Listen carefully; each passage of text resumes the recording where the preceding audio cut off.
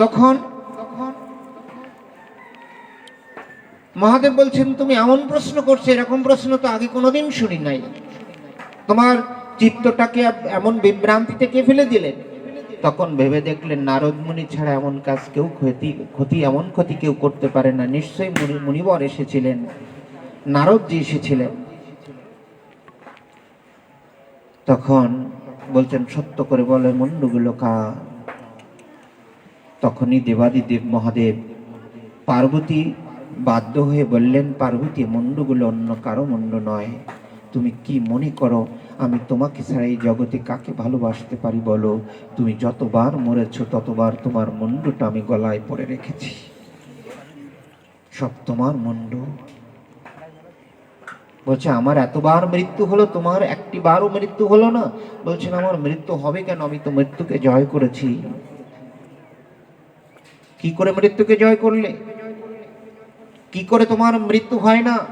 কি করে তুমি মরণশীল জীবের পর্যায়ে পড়ো না? তুমি অমরত্ব কি করে লাভ করতে পেরেছো? পার্বতী, আমি যে পঞ্চবদনে ভাগবত কথা শ্রবণ করি, যে ভাগবত কথা শ্রবণ করে, যে ভাগবত অমৃত পান করে, এটা অমৃত, তার কখনো মৃত্যু হয় না রে, তার মৃত্যু হতে পারে না। নিগম কল্পতরুর্গলিত ফলম সুখ মুখদমৃত দ্রব সংযুতম পিবত ভাগবত রসমলয়ম মুহুরহ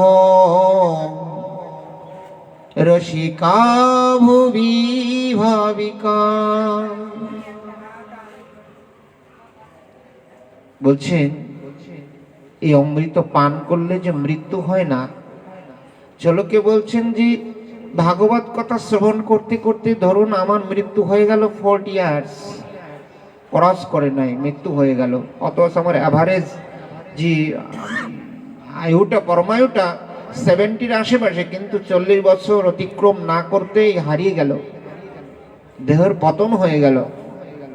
বলছেন, যখন পতন হবে হোক, হতে দাও, চিন্তা করো না, দুঃখ করো না। তুমি ভজন করতে, তুমি সাধন করতে, কিন্তু পরবর্তী জন্মটা তুমি যে কুলেই প্রাপ্তি হও না কেন, কি বৃক্ষ, কি মৎস্য, কি পশুকুলে, কি মনুষ্যকুলে জন্ম হোক, বলছেন ওই কুলেই, ওই জন্ম পেয়েই পরমানন্দে দুবাহু তুলে হা কৃষ্ণ হা গোবিন্দ বলে ডাকবে, হরি কথা ভাগবত কথা শ্রবণ করবে, পুনঃ শ্রবণ করবে। মোহরহ রসিকা ভুবি ভাবুকা। মৃত্যু হওয়ার পর যে জন্মই প্রাপ্তি হোক, ওখান থেকে আবার এই হরিকথা শ্রবণ করতে হবে, অর্থাৎ তার মৃত্যু হয়নি। আধ্যাত্মিক আত্মান্তিক বিস্মৃতি হি মৃত্যু।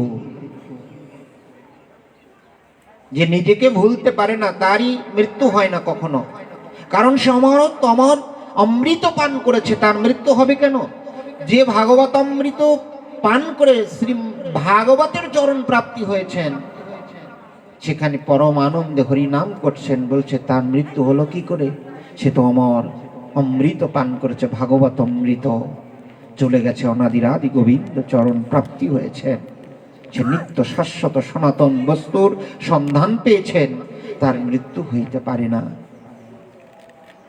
আজ সেই ভাগবত অমৃত, সেই ভাগবত অধর অমৃত আজ আমার ছোট্ট সোনার এই বদনে অর্পণ করা হবে। যে পরীক্ষিত মহারাজ এই ভাগবত অমৃত কথা শ্রবণ করেছিলেন, 7 দিন 7 রাত এক আসনে উপবিষ্ট হয়ে অমৃত পান করেছিলেন, যে অমৃত দেবাদিদেব মহাদেব পঞ্চবদনে পান করেছিলেন, আর সেই অমৃত পার্বতীকে পর্যন্ত উপেক্ষা করিয়ে শ্রবণ করিয়েছিলেন তিনি নিজেই। পার্বতী বললেন, আমি অমর হতে চাই। বলছে না, আমি ভাগবত কথা শ্রবণ করব, আমি অমরত্ব লাভ করব। বলছেন, এটা গোলকের গুপ্তধন, এটা যত্র তত্র প্রচার করা ঠিক নয়।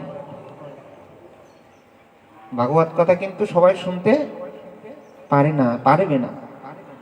যারা রসিক, যারা ভাবুক, তারাই ভাগবত শ্রবণের অধিকারী, তারাই ভাগবত শ্রবণের অধিকারী। জয় জয় নিতাই গৌর প্রেমানন্দে, হরি হরি বল, হরি বল। জয় জয় নিতাই গৌর প্রেমানন্দে, হরি বল, হরি বল। আমাদের প্রভুকে আসন দিন। জয় শ্রী রাধে। বাবা আসেন।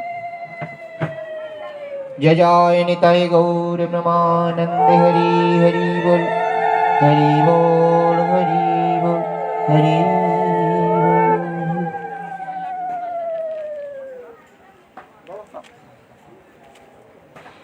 তো বলছেন এই ভাগবত অমৃত আপনারা যারা শ্রবণ করছেন, এটা গ্যারান্টি দিয়ে বলা যেতে পারে ভাগবত সম্মুখে রয়েছে, আপনাদের মৃত্যু হবে না। কারণ আপনারা অমৃত পান করছেন। এটা ভাগবত অমৃত। এই অমৃত ধারা পান করলে জীবের চরম মুক্তি প্রাপ্তি হয়। গোবিন্দের চরণ, যেখান থেকে এই জগতের দুঃখ, এই জগতের তিনটা যন্ত্রণা থেকে সে চিরতরে মুক্তি পেতে পারেন, চিরতরে শান্তি পেতে পারেন। তাই শ্রী শ্রী পার্বতীকে মহাদেব নিয়ে গেলেন অমরনাথে, নির্জন পাহাড়ের গুহা। নিজের অঙ্কের উপরে বসিয়ে ভাগবত কথা শুনিয়েছিলেন। আর ব্রজের সুখ পক্ষী যিনি শ্রীমতী রাধা রানীকে ভাগবত কথা শোনাতেন, সেই সুখ পক্ষী এই অমৃত গোলকের গুপ্ত ভাগবত কথামৃত সুধা রূপ ধন তিনি নিজেই শ্রবণ করিয়ে নিয়েছিলেন, করে ফেলেছিলেন। মহাদেব ত্রিশূল নিয়ে তাড়া করলে সরস্বতী নদীর জলে ব্যাসদেব পত্নী বিটিকা স্নানরতা ছিলেন, তার মুখ বিবর দ্বারা অন্তরস্থলে প্রবেশ করলেন। সুখদেব প্রভুর জন্ম হয়ে গেল। আমি যে কথা বলবার জন্য টেনে আনলাম এই বিষয়টা, বলছেন এটা অমৃত। আমাদেরকে অমরত্ব দান করতে পারে, আমাদের মৃত্যু হয় না। ভরত রাজা জানবেন, তিনি যখন পরবর্তীতে হরিণ হয়ে জন্মালেন সেই কালাঞ্জর পর্বতে, হরিণ হয়ে জন্ম লাভ করলেন। হরিণ হয়ে অন্যান্য হরিণ শিশুদের সঙ্গে পত্র ভক্ষণ করে না, কি করেন? মুনির আশ্রমে চতুর্দিকে ভ্রমণ করেন, প্রদক্ষিণ করেন। মুনি শিষ্যগণ নিয়ে যখন ভাগবত কথা কীর্তন করেন, তখন এক দৃষ্টে তাকিয়ে থাকেন, আর নয়ন জলে তার দেহটা সিক্ত হয়ে যায়। অন্যান্য হরিণ শিশুগণ পত্র তৃণ আহার করছে, কিন্তু ওই হরিণ শিশু কোনো তৃণ পত্র আহার করছে না। বলছেন কোন বস্তু আহারের জন্য এক দৃষ্টিতে তাকিয়েছে। যখন এই পরম বৈষ্ণবগণ ভক্তগণ প্রসাদ ভোজন করে উচ্ছিষ্ট পত্রটা দূরে ছুঁড়ে ফেলে দিতেন, তখন ওই হরিণ শিশুটিকে দৌড়ে গিয়ে ওই উচ্ছিষ্ট ভক্ত উচ্ছিষ্ট ভোজন করে পরম আনন্দে পরম শান্তি লাভ করতেন। বলছেন হরিণ নিজেকে ভুলে নাই। সে হরিণ জন্ম পেয়েছে, পশু জন্ম পেয়েছে, তবু নিজেকে ভুলে নাই, কারণ তিনি অমর। পশু হয়েছে বলে তার মৃত্যু হয়নি বলবেন না। বলছেন মৃত্যু হয়েছে বটে, কিন্তু তিনি অমর, কারণ পূর্বের জন্ম, পূর্বের কথা তিনি ভুলতে পারেন নাই, যে তিনি কি ভাগবত ছিলেন। হরিণের পরেও তিনি ব্রাহ্মণ কুলে জন্মগ্রহণ করলেন, তিনি মৌন ব্রত অবলম্বন করলেন, তারপর ওই জন্মেও তিনি ভুলেন নাই যে আমি কে। বলছে কখনো মৃত্যু ঘটে না রে। আত্মান্তিক বিস্মৃতি মৃত্যু, যে নিজেকে পরিপূর্ণ রূপে ভুলে যায় তার মৃত্যু হয়। এই ভরতের মৃত্যু হয় নাই, কারণ সে অমর, হরি কথা ভাগবত কথা পান করেছে, আস্বাদন করেছে। মৃত্যু কখনো হইতে পারে না, মৃত্যু হইতে পারে না কখনো। যা হোক, আমি মূল বিষয় একটু টাচ করে চলে যাব। পরীক্ষিত মহারাজ এই অমৃত পান করছেন। এর আগের কথা, এটা ষষ্ঠ স্কন্ধের প্রথম থেকে তৃতীয় অধ্যায়ের ভিতরেই আমাদের অজামিলের কথাটা আছে, আমরা একটু টাচ করি।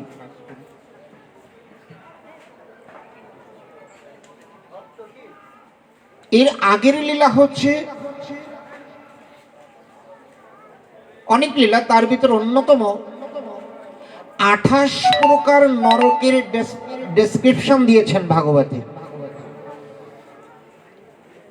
এই 28 প্রকার নরকের বর্ণনা শ্রবণ করে পরীক্ষিত মহারাজ অধর্ম কথা শ্রবণ করে তিনি মহীয়মান হয়ে পড়েছেন।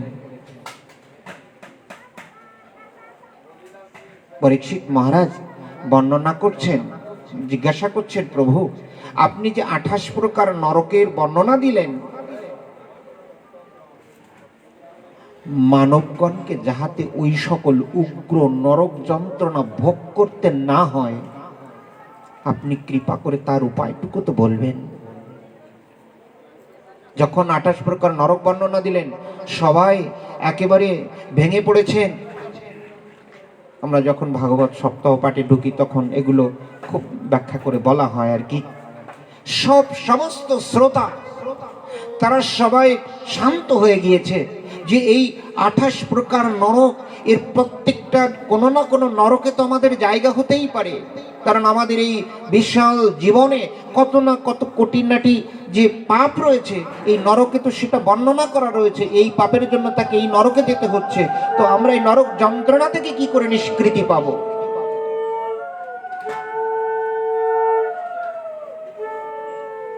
পরীক্ষিত মহারাজ বললেন, প্রভু কৃপা করে এর মুক্তি কি করে হবে, আপনি কৃপা করে বলুন। সুখদেব বললেন, উপায় প্রায়শ্চিত্তানুষ্ঠান। বলুন হরে কৃষ্ণ। হরে কৃষ্ণ। প্রেম से বলুন হরে কৃষ্ণ। জোর से বলুন হরে কৃষ্ণ। হরে কৃষ্ণ হরে কৃষ্ণ, কৃষ্ণ কৃষ্ণ হরে হরে, হরে রাম রাম রাম হরে হরে। প্রায়শ্চিত্ত করতে হবে, তাহলে নরক যন্ত্রণা থেকে মুক্তি। ঠিক কথা। আমরা পাপে জর্জরিত হয়ে পড়লে, আমরা বেডে যখন পড়ে থাকি, প্রায়শ্চিত্ত করবেন, মাথা মুন্ডন করে মন্ত্রতন্ত্র বলে ব্রাহ্মণ ডেকে প্রায়শ্চিত্ত করে দিলেন, চন্দ্রায়ণ করে দিলেন, আমার পিতা, আমার স্বজন, আমার আত্মীয়, আমি মুক্তি পেয়ে গেলাম। কি সিদ্ধান্ত বলে? প্রায়শ্চিত্ত অনুষ্ঠানটাকে কি বলেছেন?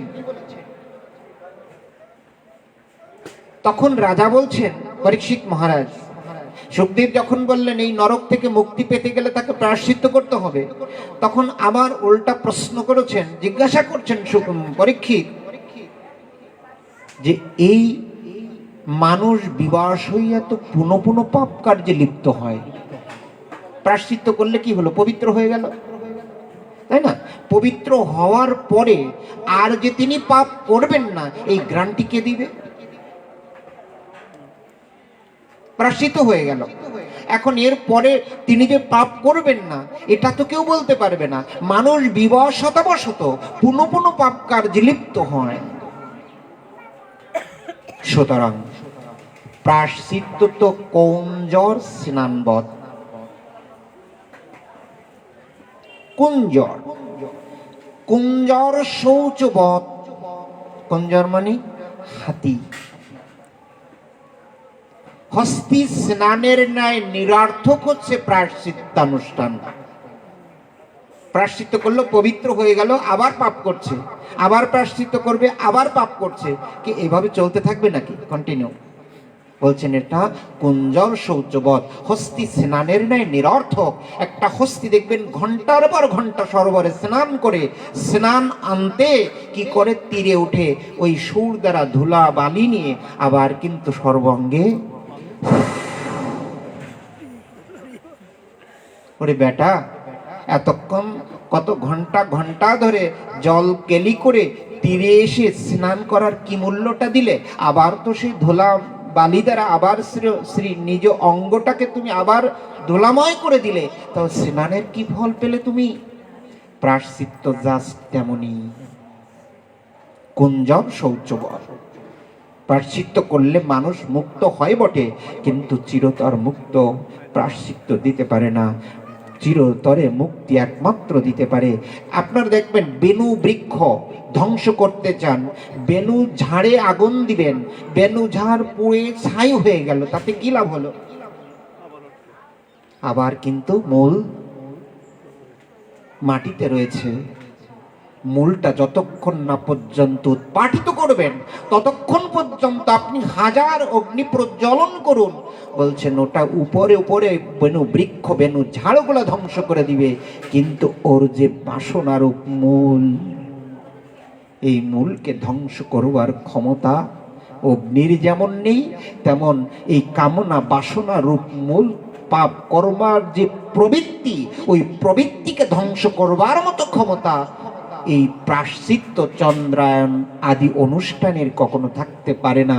বলছেন এই পাপ প্রবৃত্তি করবার আকাঙ্ক্ষাটুকু একমাত্র একটা বস্তুই নষ্ট করতে পারে, সেই বস্তুটাই হচ্ছে হরি নাম মহামন্ত্র।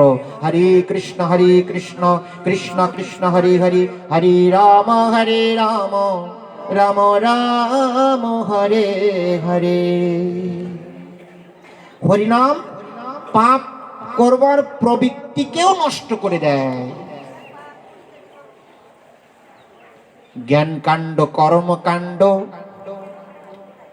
বিষয়ের ভাণ্ড অমৃত বলিয়া যে বা খায়, নানা জনি ভ্রমণ করি কদর্য ভক্ষণ করি, তার জন্ম অধপাতে যায়।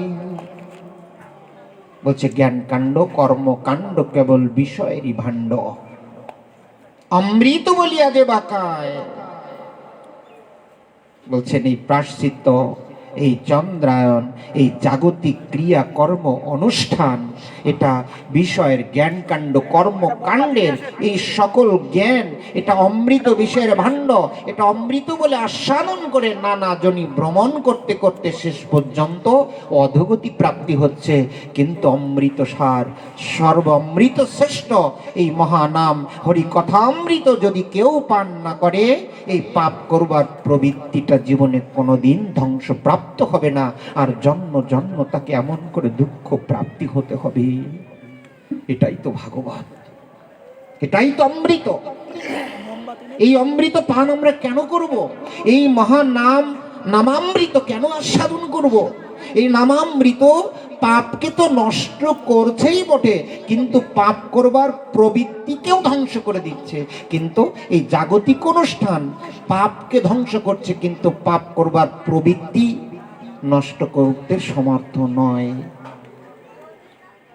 এটা পরীক্ষিত প্রশ্ন করেছেন, জিজ্ঞাসা করেছেন, প্রভু আপনি তো বললেন প্রায়শ্চিত্ত করতে হবে, কিন্তু মানুষ বিবশতাবশত পুনঃ পুনঃ এই পাপ কার্যে লিপ্ত হয়, তাহলে এটা তো কুঞ্জর শৌচবধ, নিরার্থক হস্তি স্নানের ন্যায়।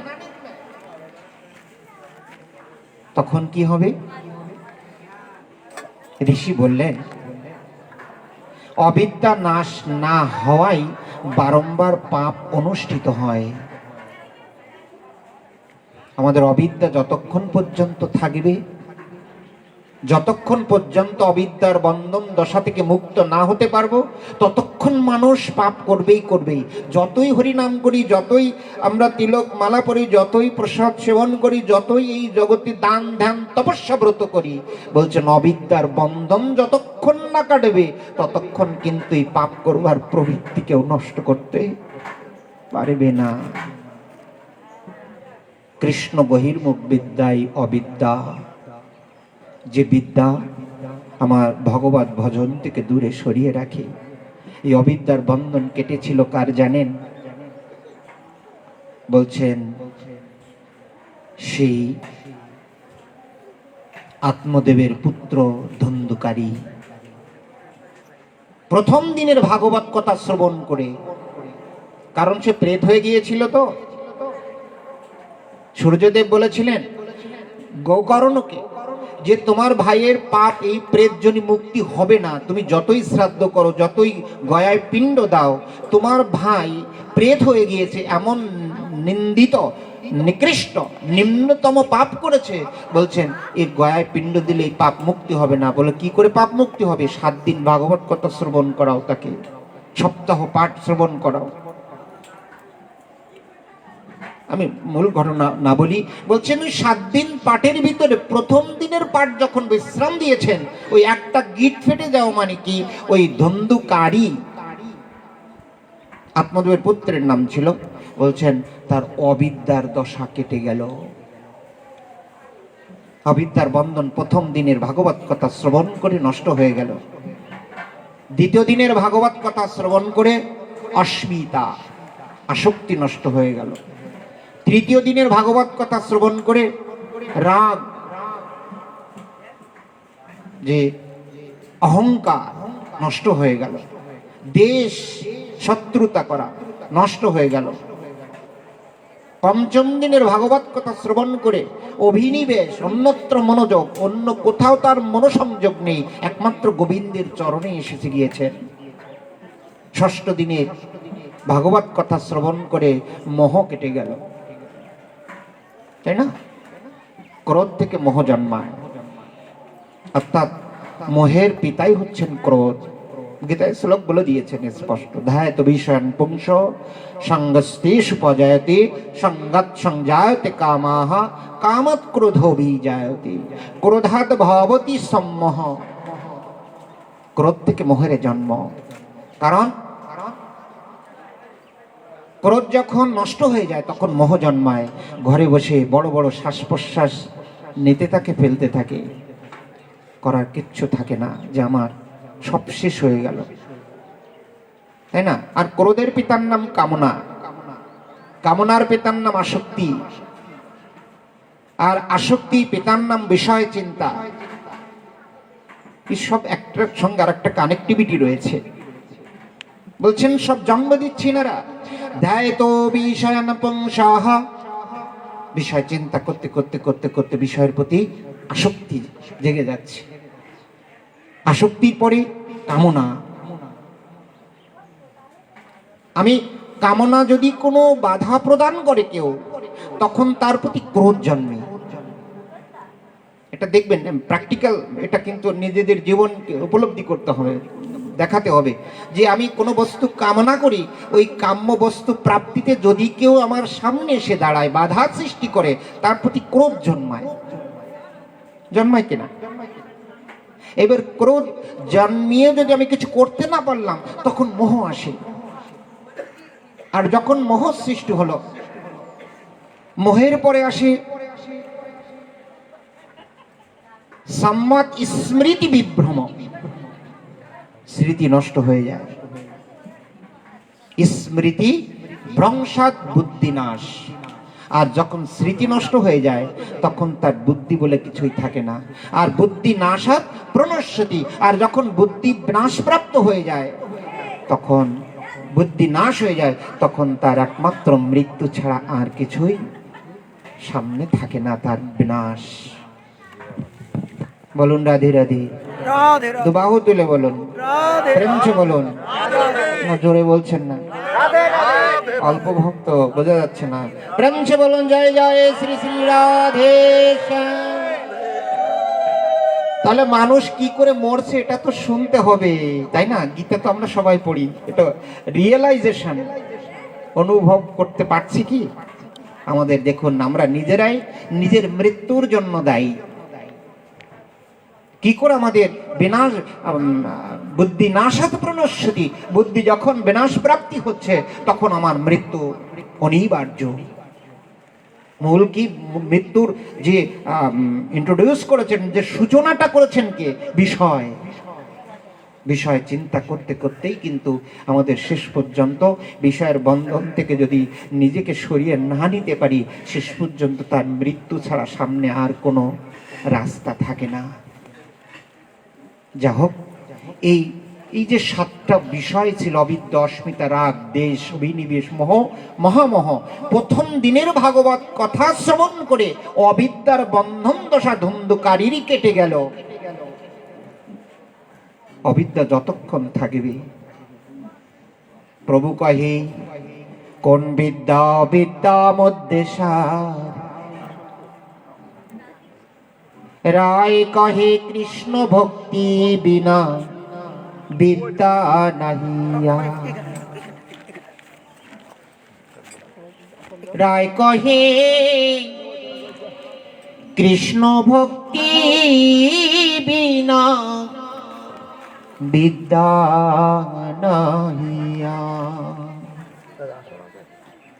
বলছেন কৃষ্ণ ভক্তি বিদ্যা বিনা সর্বশ্রেষ্ঠ বিদ্যা কি হতে পারে আর সব অবিদ্যা। অবিদ্যা কেন বলছেন জানেন? জড়বিদ্যা যত মায়ার বৈভব, তোমারও ভজনী বাধা, মোহ জনমিয়া অনিত্য সংসারে, জীব কি করে গাধা। সেই গাধা হয়ে সংসারের বোঝা বাড়ে দিন দিন। কি বলছেন? আমরা লেখাপড়া শিখেছি, এখানে মনে হয় এসএসসি এইচএসসি পাশের নিচে কেউ আছে কিনা জানি না, ছোট যারা আমার ভাই বোনেরা আছে তাদের কথা বাদ দিলাম, অধিকাংশ হ্যাঁ আছে। তো দেখা না, আপনি তো মহা শিক্ষক, তাই না? এই জাগতিক শিক্ষা তো থেকে অনেক ঊর্ধ্বে এই শিক্ষা, সেটা আমি পরে বলবো আর কি। তো বলছেন এই জাগতিক বিষয় শিক্ষা দেখাচ্ছে, এটা কিন্তু বিষয় না। আমার বাবা যেটা বললেন যে এটা জড়বিদ্যাগত মায়ার বৈভব, এটা ভজনে বাধা সৃষ্টি করছে। যদি বলেন সুজিত প্রভু কেমন কথা বলছে গো, লেখাপড়া ছেড়ে দিয়ে সাধু হয়ে যাব নাকি? নাকি ভার্সিটিতে পড়ছে আমাদের ছেলেমেয়েরা, তাদেরকে কামব্যাক করে আনবো, ফিরিয়ে আনবো নাকি? যে দরকার নেই, এখন সাধু হয়ে যাও, সাধুর মতো এই ধুলি ধূসরিত মলিন বসন পরো। সাধু দেখলেই যেখানে কাদা বলো, জল বলো, পাহাড় বলো, নদী বলো, সেখানেই প্রণাম করবে, গলা জড়িয়ে ধরবে, চরণ ধুলিতে ভুলণ্ঠিত হবে। বলছেন এই আমি একজন শিক্ষিত, আমি একজন পরম মহাপণ্ডিত হয়ে একজন নিষ্কিঞ্চন সাধুর ধুলাময় চরণে কি করে ভুলণ্ঠিত হইতে পারি? এটা জড় বিদ্যার অহংকার, তোমার ভগবত ভজনে বাধা। আমি শিক্ষক, আমি কি করে ওই সাধুর চরণে প্রণত হব? আমি প্রণাম করব কেমন করে? আমি মন্ত্রী, আমি মিনিস্টার, আমি কি করে সাধুর চরণ ধুলি মস্তকে ধারণ করব? ওটা জড় বিদ্যার প্রভাব। তাই প্রভু কহে কোন বিদ্যা বিদ্যা মধ্যে সার, কৃষ্ণ ভক্তি বিদ্যা বিনা বিদ্যা নাহিয়া, বিদ্যা নাহিয়া। এটা হচ্ছে মানুষকে গাধা করে। এটা বৈষ্ণব কবির বলেছেন। তিনি বলেছেন আমি একটা গাধা দেখেছি, সেই গাধার দোখানা শিং গজিয়েছে। কয়খানা শিং? দোখানা শিং। আচ্ছা, গাধার কি কখনো শিং গজায় নাকি? গাধার তো কোনোদিন শিং গজায় না। তো এটা শিং কি করে হলো? বৈষ্ণব কবি তিনি তো মিথ্যা কথা বলবেন না, তিনি সত্য কথাই প্রকাশ করেছেন। বলছেন না আমি দেখেছি, সচক্ষে দেখেছি একটা গাধা, তার দোখানা শিং উঠেছে, আমি দেখেছি। তখন তিনি নিজেই ক্লিয়ার করছেন, অর্থাৎ আমি যাকে গাধা কই অন্যেরা তাকে গাধা কয় না। আমি যে গাধা দেখেছি এই জগতে ওই গাধা কেউ প্রকাশ করে না। বলছেন ও গাধা অন্য গাধা নয়, ও গাধা মানুষ রূপী একটা গাধা দেখেছি, সেই মানুষ রূপী গাধার দোখানা সিংহ দিয়েছে। সিং দুটার নাম একটা অহংকার আর একটা মমতা। অহংকার আর মমতা, অহংকার মানে আমি, মমতা মানে আমার। ধ্বংস করে দিচ্ছে মানুষকে। অহমিকা, অহমিকাকে, প্রতিষ্ঠাকে আমার শ্রীপাদ রঘুনাথ দাস গোস্বামী স্তমাবলীতে স্পষ্ট করে বলেছেন, এটা শপচ রমণীর ন্যায়, এটা বেশ্যাবৃত্তির ন্যায়। বলছেন ধর্ম, অর্থ, কাম, এই তিনটা জিনিস থাকলে মানুষ গোবিন্দ চরণ প্রাপ্তি হইতে পারে, কিন্তু মোক্ষ চিন্তা যদি কারো ভিতরে ঢোকে, জীবনে কোনদিন গোবিন্দের চরণ প্রাপ্তি হতে পারবে না। বলছে ধর্ম, অর্থ, কাম, মোক্ষ, এই চার প্রকার অনার্থের ভিতরে যদি ওই তিনটা অনার্থ থাকে, ধর্ম, অর্থ, কাম, যদি কোনদিন এমন সাধুগুরু বৈষ্ণবের চরণ দর্শন হয়, সেই দিন সে গোবিন্দ চরণ প্রাপ্তি হতে পারে। কিন্তু একবার চিত্ত যদি তার মোক্ষের চিন্তা ঢোকে, বলছেন আমি মুক্তি পাবো, মোক্ষ লাভ করব, জীবনে কোনদিন আর গোবিন্দের চরণে প্রেম ভক্তি পাবে না। কেন যেন মোক্ষের লক্ষণ কি জানেন? মোক্ষের লক্ষণ দিব্য জ্যোতির সঙ্গে মিশে যেতে চায়। মোক্ষ ব্রহ্মজ্যোতির সঙ্গে মিশে যেতে চায়। আমি সারাটা জনম সাধন করে যে জ্যোতির সঙ্গে মিশে গেলাম, সেবা, সেব্য, সেবক সম্পর্ক থাকলো কি করে? আনন্দ কোথায়? আমি সারা জনম ভজন করে জ্যোতির সঙ্গে, দিব্য জ্যোতির সঙ্গে মিশে গেলাম, কিন্তু আমার আনন্দ। আপনারা এই যে সাধু সেবা করছেন, ভগবানের জন্য রন্ধন হচ্ছে, ভগবানকে নিবেদন করবেন, বাইরে এসে কত চোখের জল ফেলে ফেলে কাঁদবেন। সেবক সেব্যের সেবা করছেন, এই যে সুখ, এই যে আনন্দ, এই আনন্দ ওই মোক্ষে নাই। ওই ব্রহ্ম জ্যোতির সঙ্গে মিশে গেলে এই সেবা সুখ আনন্দ কখনো জীব লাভ করতে পারে না। বলছেন এই সেবা সুখ বঞ্চিত ব্যক্তি কখনো গোবিন্দের চরণ প্রাপ্তি হতে পারে না। এটাই হচ্ছে নিরাকার নির্বিশেষ ব্রহ্মের উপাসনা আর সবিশেষ শাখার ব্রজেন্দ্র নন্দন ভগবান শ্রীকৃষ্ণের আরাধনার ভিতরে আকাশ পাতাল ডিস্ট্যান্স, পার্থক্য রয়েছে। এরা কখনোই এই সুখ লাভ করতে পারে না। তার ভিতরে প্রতিষ্ঠাতা হচ্ছে অন্যতম, একটা সপচ রমণী সঙ্গে তুলনা করছে, একটা বেশ্যা, একটা পতিতার সঙ্গে তুলনা করছে। প্রতিষ্ঠা, আমি বড়, অন্যের ভালো সহ্য না হওয়া, আমার থেকে অন্য একজন ভালো পাঠ করছেন, কীর্তন করছেন, সেবা করছেন, কীর্তন করছেন, বলছেন ওটা সহ্য না হওয়া, এটা মাৎসর্য, এটাকে নিজেকে ধ্বংস করে দিবে।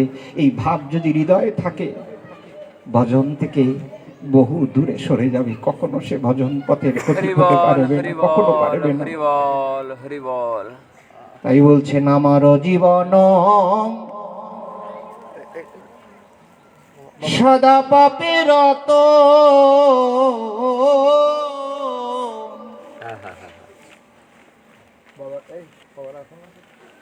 নাহি কো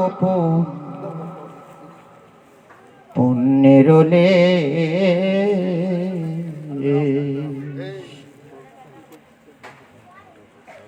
পরের উদিবে দিয়াছি যে কত,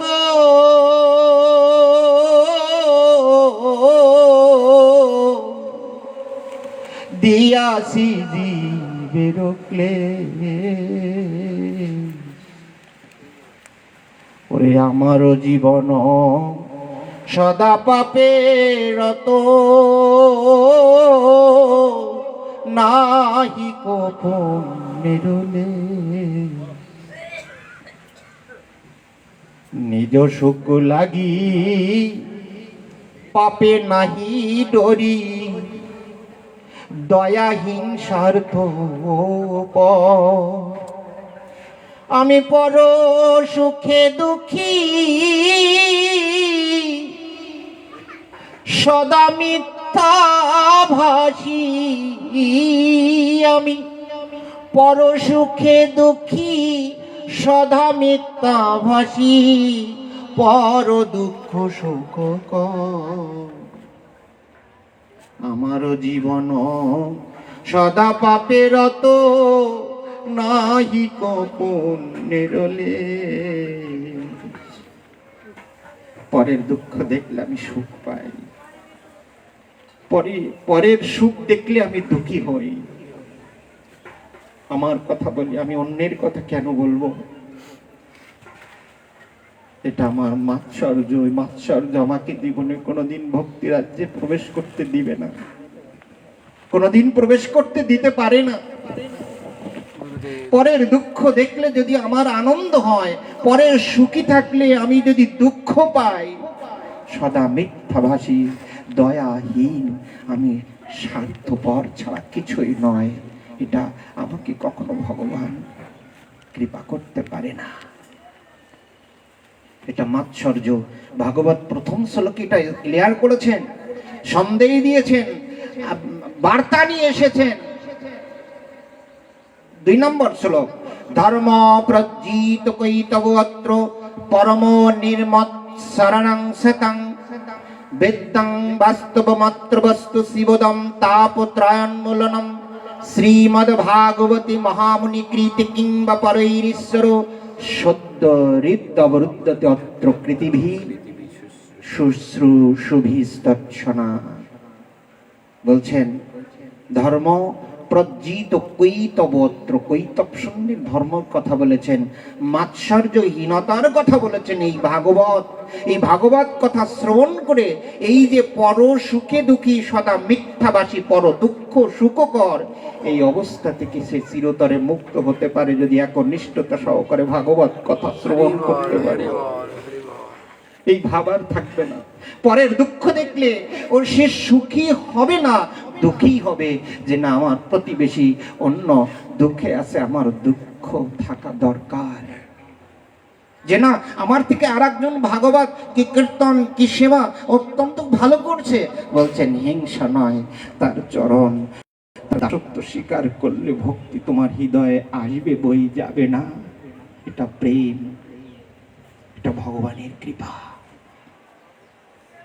তাই বলছেন ধর্ম, অর্থ, কাম, মোক্ষ, এই 4 প্রকার অনার্থ যার ভিতরে প্রবেশ করেছে, বলছেন এই 4 প্রকার অনার্থই তার ভক্তি জগৎ থেকে দূরে সরিয়ে নিয়ে যাবে।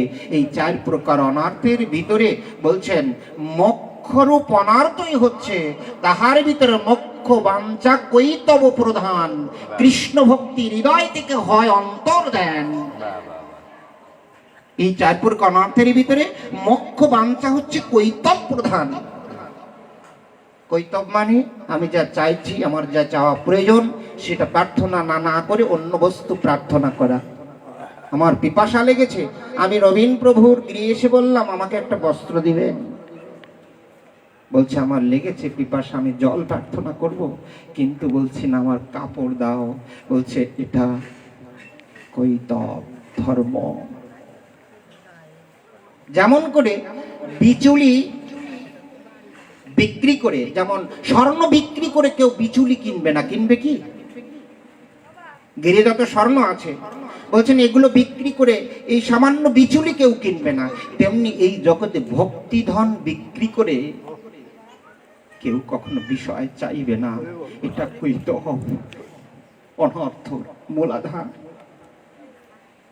আজ আমার হৃদয়ে যে ভক্তি আছে, ওই ভক্তির দ্বারা গোবিন্দের চরণে বিষয় চেয়েছে, বলছেন বিচলি কিনার মতো অবস্থা। তোমার হৃদয়ে যে ধন তুমি পেয়েছো, ওটাকে বিক্রি করে বিষয় রূপ নিকৃষ্ট বস্তু প্রার্থনা করো না। বিষয় না চাইলেও ভগবান তোমাকে দিবে, চাইলে তুমি কমই পাবে, চেয়েও না, দেখবে তুমি সব থেকে বেশি ধনী হয়ে গেছো, কৃষ্ণ ধনে ধনী। প্রভু কহে আমা ভজে মাগে বিষয় সুখ, অমৃত ফেলি বিষ মাগে এ তো বড় মন। আমি বিজ্ঞ সেই মূর্খে বিষয় কেনে দিব, সচরণ অমৃত দ্বারা বিষয় ভঞ্জাইব,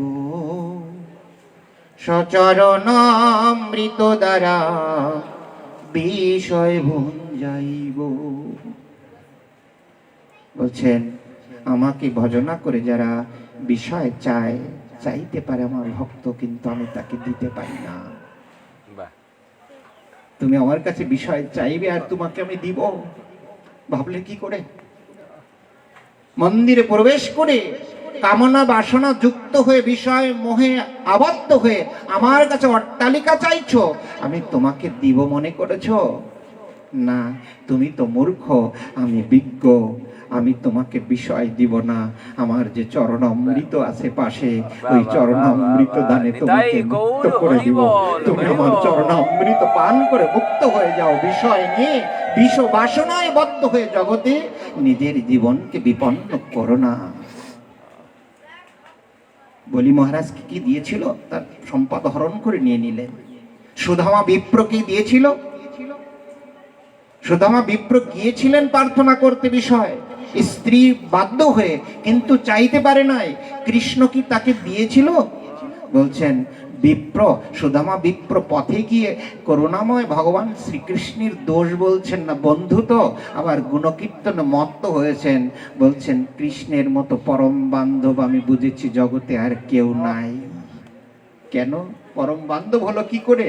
তুমি ক্ষুধার্ত ব্রাহ্মণ, হত দরিদ্র ব্রাহ্মণ, তোমার গৃহে এক মুষ্টি চাল কণা পর্যন্ত নেই, তোমার স্ত্রী তোমাকে পাঠিয়েছে দ্বারকাধীশ ভগবান তোমার বন্ধুর কাছে, আর একটু সম্পদ সে তোমাকে না দিয়ে বিদায় করে দিয়েছে, তার গুণকীর্তন করছো তুমি? বলছে কেন করবো না বলো?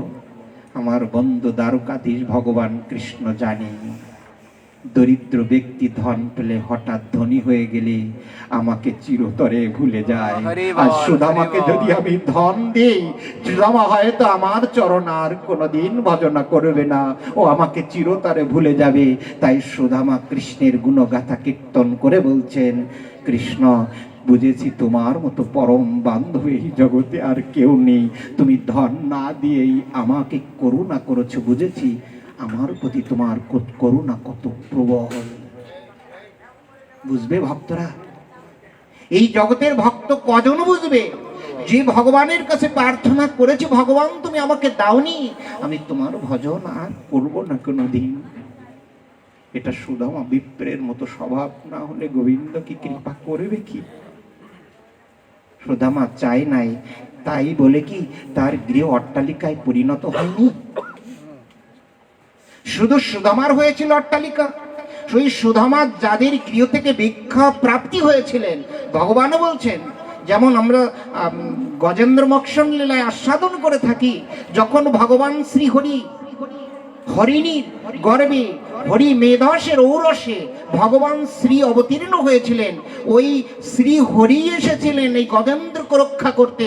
গজেন্দ্র কোনো অবয়ব চিন্তা করে ডাকে নাই, কিন্তু শ্রী হরি স্বয়ং এসেছেন, এসে দেখে বিপরীত। আমি গজেন্দ্র এই হস্তিকে রক্ষা করব, কিন্তু আমার এই গজেন্দ্রের চরণ ধরে বসে আছে কুমির গজরাজ। আমি কাকে মুক্ত করব রে? আমি কাকে মুক্ত করব? গজেন্দ্র এর আগে বলেছেন, প্রভু আমি এই জড় দেহ রক্ষণের জন্য তোমাকে প্রার্থনা করিনি, তোমাকে আহ্বান করিনি ভগবান। আমার এই দেহ রক্ষা করুন, আমি এই জন্য তোমাকে ডাকি নাই, যেন জন্ম জন্ম তোমার সেবা থেকে আমি বঞ্চিত না হই। এই করুণাটুকু আমাকে করে যাও, আমি অন্য কোনো প্রার্থনা করি না ভগবান তোমার কাছে। এই দেহ রক্ষা করে কি হবে? এই দেহটা আমাকে জীবিত করে দিলেন, এই কুমির এই গ্রাহের হাত থেকে আমাকে রক্ষা করলেন, কিন্তু যে দেহ ভগবান তোমার চরণ ভজন করতে পারবে না, ওই দেহটাকে সতেজতা করে লাভ কি আছে? তার থেকে আমার দেহ পতন হয়ে যায় যাক, কিন্তু তোমার চরণ ভজন থেকে যেন কোনোদিন বিচ্যুত না হয়ে যায়। এটা গজরাজের চিন্তা। আর ভগবানের চিন্তা কি জানেন? গজরাজ তুমি ডেকেছ, এই সরোবরে প্রস্ফুটিত পদ্মফুল নিবেদন করে আমাকে আহ্বান করেছ, আমি তোমাকে মুক্ত করতে এসেছি, কিন্তু এসে দেখি তোমার চরণ ধরে আছে গজরাজ নয়, ওই গ্রাহ অর্থাৎ কুমির। বলছেন ভগবান চিন্তা করলেন, গজরাজ তোমাকে আগে আমি মুক্ত করব না, আমি মুক্ত করব ওই কুমিরকে। কারণ আমার ভক্তের চরণ ধরে যারা ঝুলে থাকে, আমার ভক্তকে আগে রক্ষা না করে, আমার ভক্তের চরণ ধরে যারা ঝুলে থাকে, আমরা তাকে আগে, আমি তাকে মুক্ত করি। অর্থাৎ আগে মেরে দিলেন কাকে? ওই কুমিরকে মেরে উদ্ধার করলেন সুদর্শন চক্র দ্বারা। তারপর গজরাজকে, ভক্তের চরণ ধরে যারা আছে তারা আগে মুক্তি পায়, ভগবান তাদেরকে আগে করুণা করেন, তারপরে অন্য বিষয়। এজন্য ভগবান কৃপা করছেন কাঁদে, যে ভগবানের চরণে এই অবিদ্যার বন্ধন দশা থেকে যতক্ষণ না মুক্ত হতে পারবো, কামনা বাসনার বন্ধন থেকে যতক্ষণ না মুক্ত হতে পারবো, এই অনার্ত থেকে যতক্ষণ না সরে দাঁড়াতে পারবো, ততক্ষণ এই মাৎসর্য থেকে আমি বিচ্যুত না হতে পারবো, ততদিন ভক্তি রাজ্যে এই ভক্তিরূপ সম্পদটা কি করে পাহাড় প্রমাণ হইতে পারে বলুন তো? আমাদের সবকিছু বৃথা হবে কিনা? সবকিছু কিন্তু নষ্ট হয়ে যেতেও পারে যদি মূল বিষয়গুলো যদি আমরা ধরে রাখতে না পারি। এই জন্য বলছেন যে এই জগৎ সংসার এমনই মায়াময় সংসার, যে অবিদ্যা, এখানে পরীক্ষিত মহারাজ যেটা বলছেন, রাজন, যে অবিদ্যা, ঋষি বলছেন অবিদ্যার বন্ধন যতক্ষণ থাকবে ততক্ষণ বারংবার এই পাপ সে করবে আর তাকে প্রায়শ্চিত্ত করতে হবে।